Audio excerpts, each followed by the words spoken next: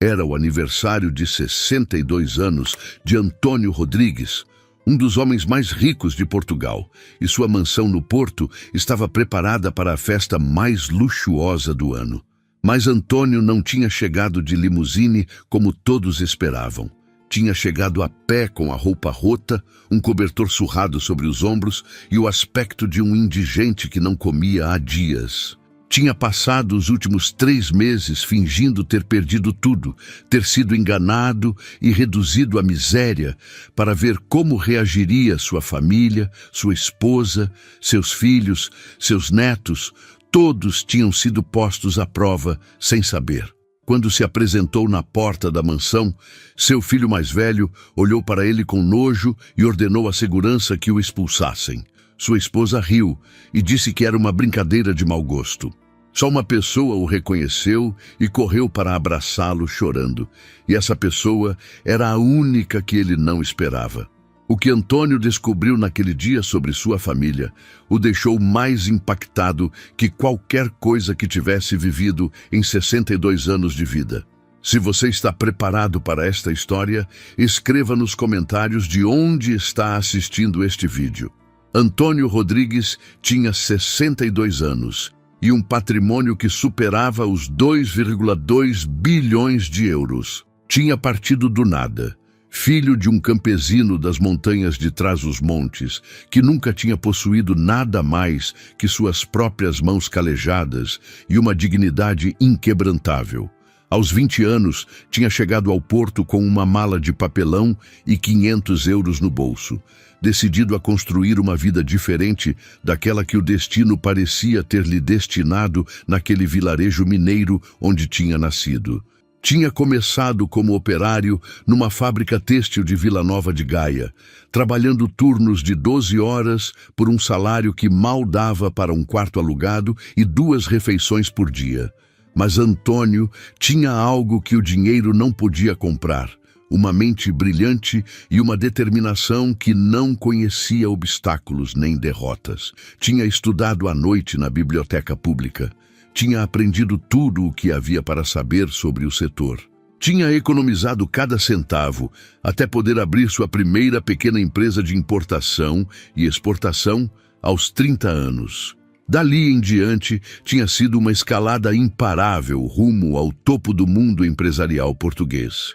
A empresa tinha crescido, se diversificado, adquirido outras companhias. Aos 42 anos, Antônio Rodrigues já era milionário e seu nome começava a soar nos círculos de poder do Porto e Lisboa. Aos 52, possuía um império que abrangia desde o setor imobiliário até a tecnologia, desde a moda até as energias renováveis. Seu nome aparecia regularmente nas listas dos empresários mais influentes de Portugal e Europa.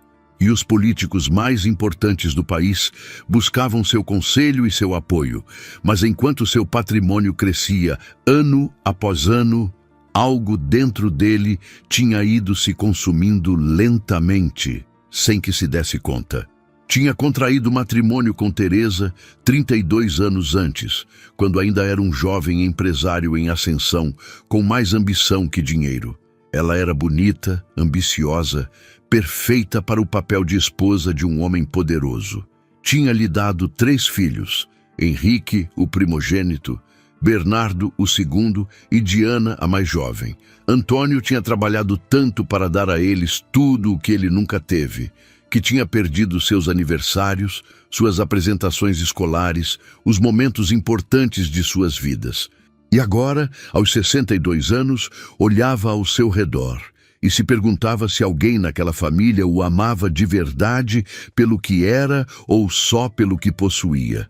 Seus filhos vinham visitá-lo só quando precisavam de dinheiro para algum capricho novo. Sua esposa parecia mais interessada nos cartões de crédito que nele como pessoa.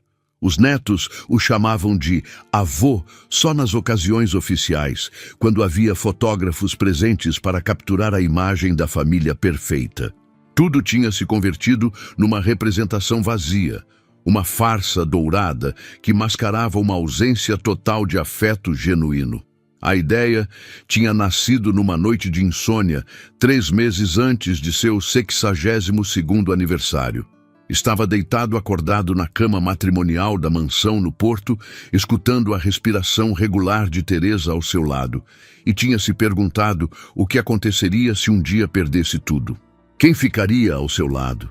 Quem o ajudaria? Quem continuaria o amando? Assim tinha elaborado um plano louco, talvez cruel, sem dúvida necessário para conhecer a verdade. Fingiria ter perdido tudo, ter sido vítima de um golpe colossal que o tinha reduzido à miséria mais absoluta.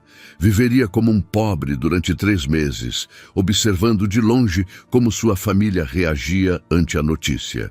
E depois, no dia de seu aniversário, se apresentaria na festa que sua esposa estava organizando, vestido de indigente, para ver com seus próprios olhos quem era sua verdadeira família. Só seu advogado de confiança e seu médico pessoal conheciam a verdade. Todos os demais, incluindo esposa, filhos e empregados, acreditavam que Antônio Rodrigues tinha sido realmente arruinado por um investimento desastroso e tinha desaparecido de vergonha. As primeiras semanas depois do anúncio da suposta falência foram reveladoras, de formas que Antônio jamais teria imaginado. Apesar de suas piores suspeitas sobre aquela família que tinha construído e mantido durante 32 anos. Tinha filtrado a notícia através de canais confiáveis, assegurando-se de que parecesse absolutamente autêntica e incontestável.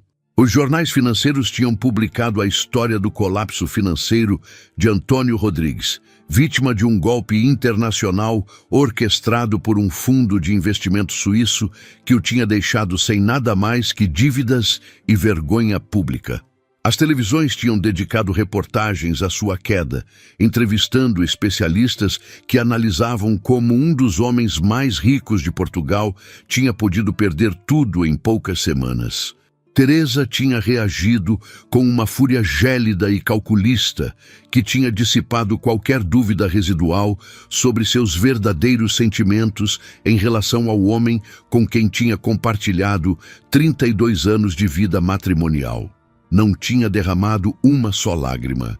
Não tinha mostrado a menor preocupação pelo marido desaparecido. Não tinha organizado buscas nem contatado a polícia para denunciar seu desaparecimento. Sua única e total preocupação tinha sido salvar o que pudesse do patrimônio familiar, antes que chegassem os credores.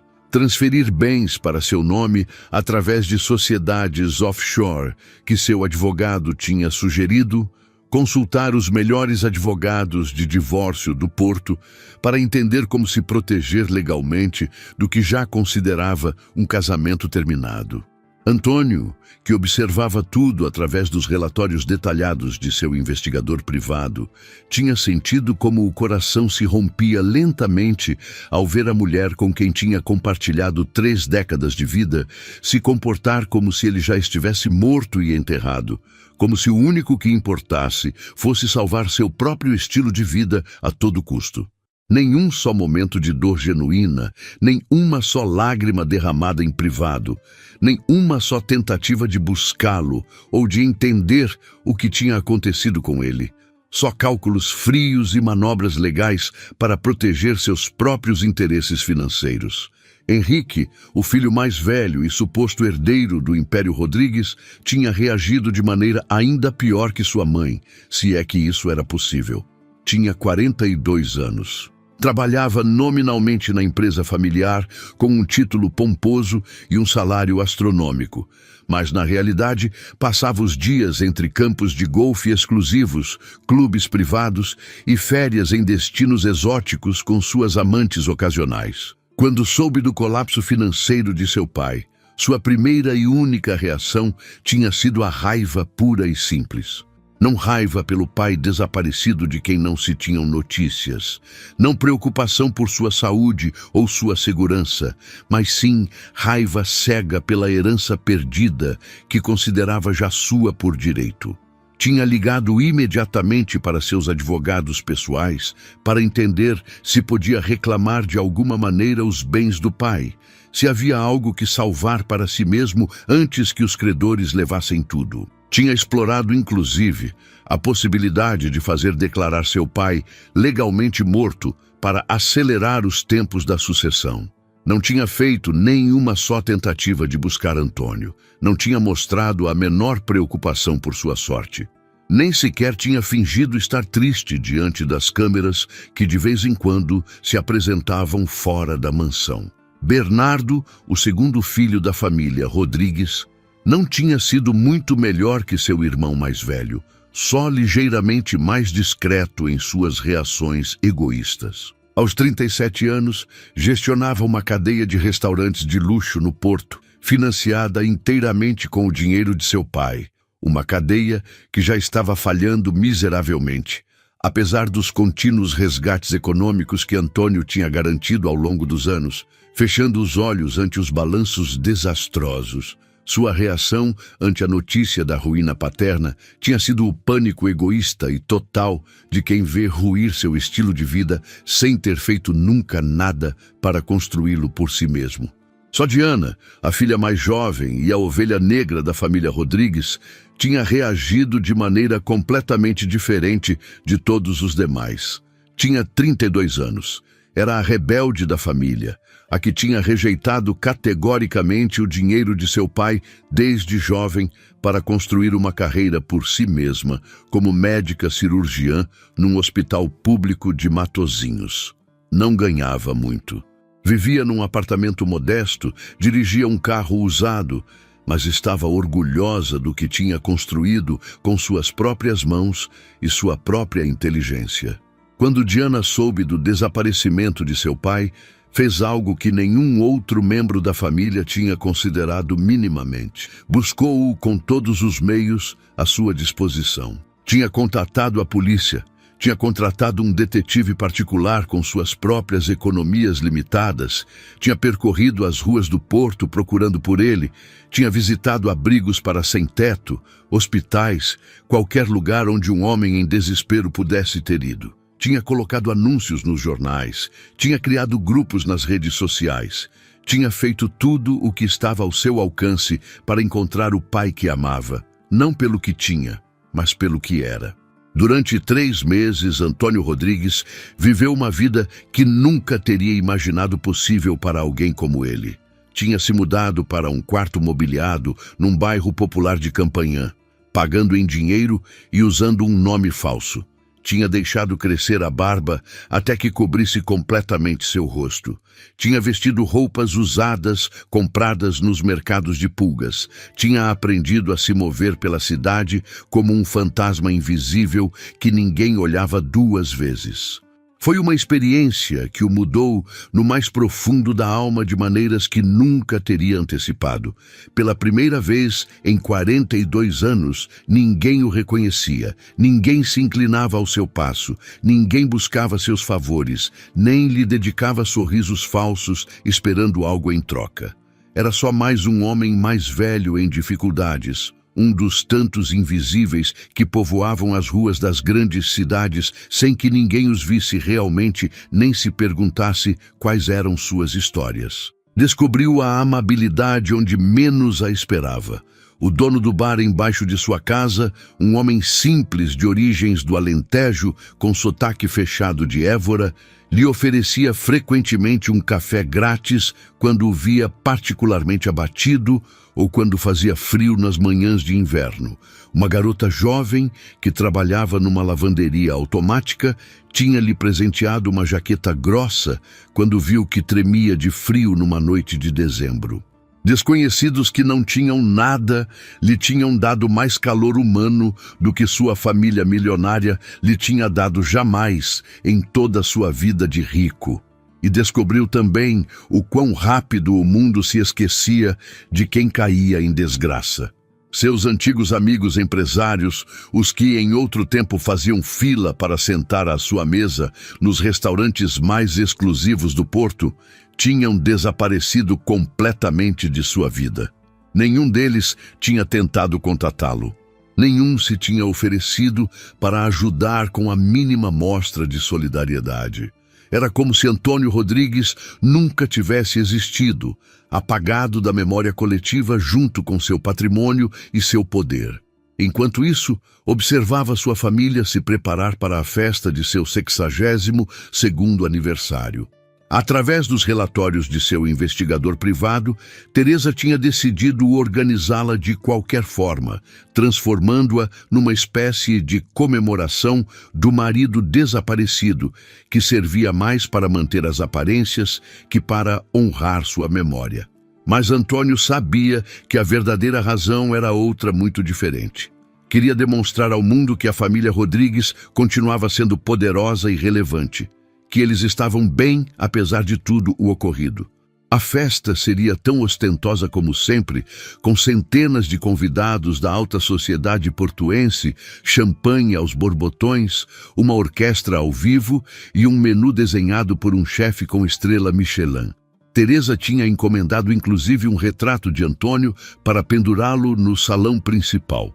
Um gesto que poderia ter parecido comovente se Antônio não soubesse que era só uma manobra de relações públicas para manter a imagem de esposa devotada.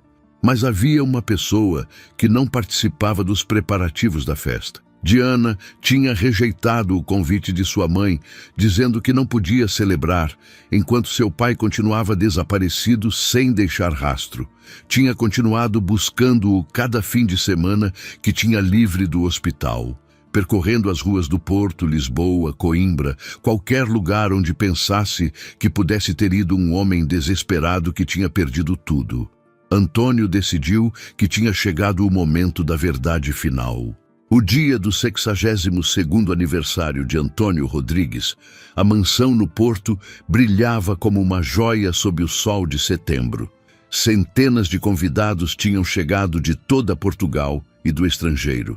Empresários cujos nomes apareciam nas capas dos jornais econômicos, políticos de primeiro nível que se moviam com discrição entre as mesas, buscando alianças, celebridades do mundo do espetáculo, aristocratas com sobrenomes que remontavam à época dos reis portugueses. As limusines se alinhavam ao longo do caminho de entrada como um desfile de luxo obsceno. Os garçons serviam champanhe em bandejas de prata. A orquestra tocava música clássica no imenso jardim decorado com flores exóticas trazidas especialmente da Holanda. Teresa estava em seu elemento natural, lucindo um vestido vermelho de alta costura, assinado por um estilista português famoso, e joias que teria que devolver se as coisas tivessem ido realmente mal. Recebia os convidados com um sorriso estudado durante horas diante do espelho. Aceitava condolências pelo marido desaparecido com uma tristeza perfeitamente calibrada que nunca lhe chegava aos olhos vazios. Henrique e Bernardo estavam ao seu lado também, vestidos impecavelmente, com ternos italianos de milhares de euros, também interpretando o papel de filhos devastados, enquanto na realidade só pensavam em como repartir o que restava do império familiar. Foi nesse momento que Antônio apareceu nas portas da mansão. O guarda de segurança o viu primeiro.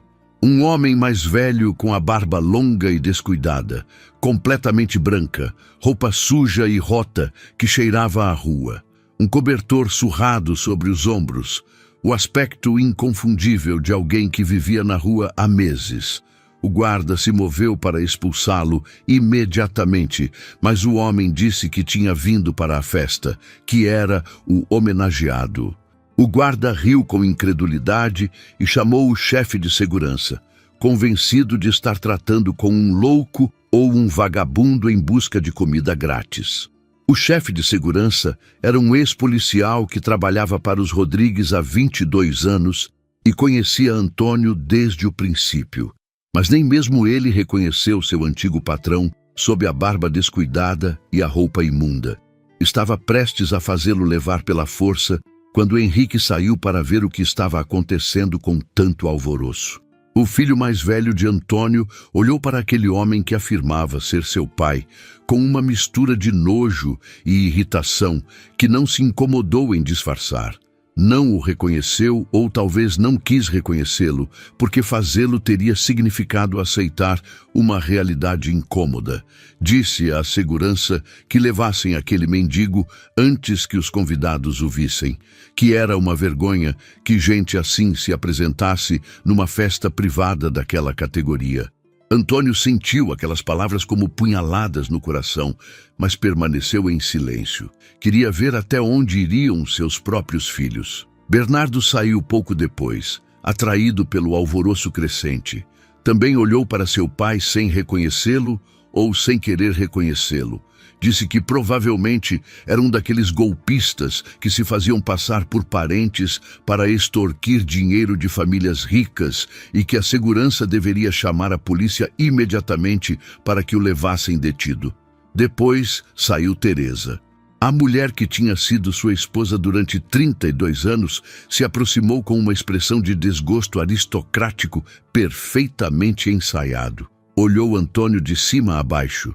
Notou a roupa rota, a barba descuidada, as mãos sujas. Não havia o menor reconhecimento em seus olhos frios, nenhum lampejo de familiaridade com o homem que tinha dormido ao seu lado durante 3 décadas. Disse que era uma brincadeira de muito mau gosto, que alguém estava tentando arruinar a festa e ordenou à segurança que fizesse desaparecer aquele homem imediatamente antes que os jornalistas o fotografassem. Antônio estava prestes a falar, a revelar tudo, quando escutou gritos provenientes da rua. Diana tinha chegado à mansão contra sua própria vontade, convencida no último momento por uma amiga do hospital que lhe tinha dito que devia ao menos aparecer por respeito à memória de seu pai, mesmo que fosse só uns minutos. Tinha estacionado seu velho carro, usado no final do caminho de entrada, sentindo-se completamente fora de lugar entre as limusines de luxo e os carros esportivos de centenas de milhares de euros. E estava caminhando em direção à entrada quando viu a cena nas portas da mansão. Viu um homem mais velho rodeado pela segurança como se fosse um criminoso perigoso. Viu sua mãe e seus irmãos olhando-o com desprezo, sem disfarçar. Viu os guardas que estavam prestes a levá-lo pela força enquanto ele não opunha resistência. E algo na forma em que aquele homem mantinha os ombros erguidos, apesar de tudo, na forma em que se mantinha de pé com dignidade, apesar das humilhações, fez seu coração bater mais forte e mais rápido. Se aproximou correndo com toda a velocidade que suas pernas lhe permitiam, afastando os guardas sem se importar com os protestos, e se deteve diante daquele homem com a barba longa e a roupa suja.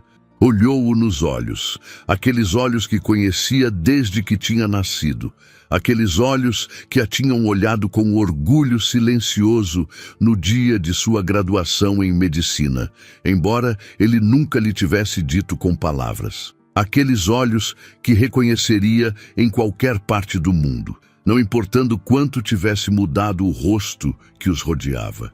Diana entendeu imediatamente o que estava acontecendo. Sob a barba descuidada, sob a roupa surrada e suja, sob o aspecto de um indigente que vivia na rua, estava seu pai, o homem que tinha construído um império do nada, o homem que se tinha perdido enquanto tentava dar tudo à sua família, o homem que ela tinha buscado durante 3 meses sem se render nunca, apesar de todos lhe dizerem que era inútil continuar tentando. Rompeu a chorar com soluços que sacudiam todo o seu corpo e o abraçou com toda a força que tinha, sem se importar com os olhares atônitos dos demais, sem se preocupar em sujar o vestido bom que tinha colocado para a ocasião. Chamou-o de pai entre os soluços descontrolados, agarrando-se a ele como se tivesse medo de que pudesse desaparecer de novo se o soltasse ainda que fosse um segundo. O silêncio que seguiu foi ensurdecedor e absoluto. Teresa empalideceu como se tivesse visto um fantasma, porque, em certo sentido, era exatamente isso o que estava vendo. Henrique e Bernardo trocaram olhares de puro terror, entendendo de repente o que tinham feito, o que tinham dito, como tinham se comportado diante de seu próprio pai sem reconhecê-lo. Os convidados que se tinham aproximado para ver o que estava acontecendo murmuravam confusos entre eles, tentando entender se o que estavam vendo era real ou algum tipo de espetáculo elaborado. Antônio devolveu o abraço à sua filha, sentindo as lágrimas correrem por suas bochechas pela primeira vez em décadas. Nesse momento, soube que tinha encontrado o que buscava, embora não da maneira que esperava. Tinha descoberto que naquela família enorme e disfuncional havia uma só pessoa que o amava de verdade. Uma só pessoa que se tinha preocupado com ele quando tudo parecia perdido. Soltou-se do abraço de Diana e se voltou para o resto da família, para aquela esposa e aqueles filhos que o tinham olhado sem reconhecê-lo, que tinham ordenado que o expulsassem como a um cachorro de rua incômodo. As semanas seguintes foram um terremoto que sacudiu a família Rodrigues até os fundamentos. Antônio não perdeu tempo em pôr em prática as consequências de sua descoberta, atuando com a mesma determinação implacável que o tinha levado a construir seu império do nada. Teresa recebeu os papéis do divórcio 3 dias depois da festa. Antônio foi generoso nos acordos econômicos, não por afeto, mas porque não queria se arrastar em batalhas legais intermináveis que só beneficiariam os advogados. Deu a ela o suficiente para viver confortavelmente o resto de sua vida, mas nada mais. A mansão no Porto, aquela onde ela tinha planejado continuar sua vida de luxo, como se nada tivesse acontecido, foi vendida a um empresário estrangeiro. Henrique foi removido de qualquer posição na empresa familiar com efeito imediato. Antônio lhe comunicou que teria que encontrar um trabalho de verdade pela primeira vez em seus 42 anos de vida privilegiada. Deixou-lhe um pequeno fundo fiduciário que se desbloquearia só quando tivesse demonstrado saber manter um emprego durante ao menos 2 anos consecutivos sem ajuda de ninguém. Henrique reagiu com raiva, ameaçando com ações legais e escândalos midiáticos. Mas seus advogados lhe explicaram que não tinha nenhuma base para contestar as decisões de seu pai, que continuava sendo o dono absoluto de tudo. Bernardo perdeu o financiamento para sua cadeia de restaurantes, que faliu em questão de semanas sem o dinheiro paterno que a mantinha artificialmente à tona. Antônio lhe ofereceu a mesma condição que a seu irmão. Ajudaria só quando tivesse demonstrado saber trabalhar a sério por si mesmo.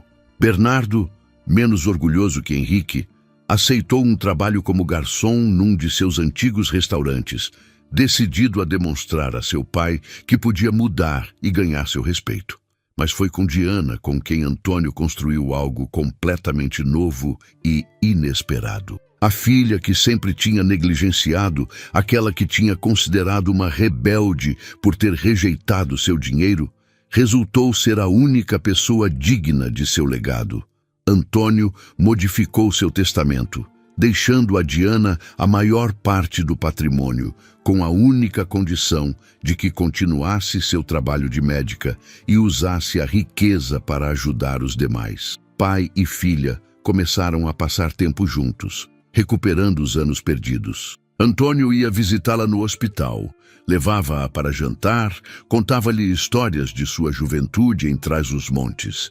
Descobriu nela uma mulher extraordinária, inteligente, compassiva, tudo o que sempre tinha esperado que seus filhos chegassem a ser.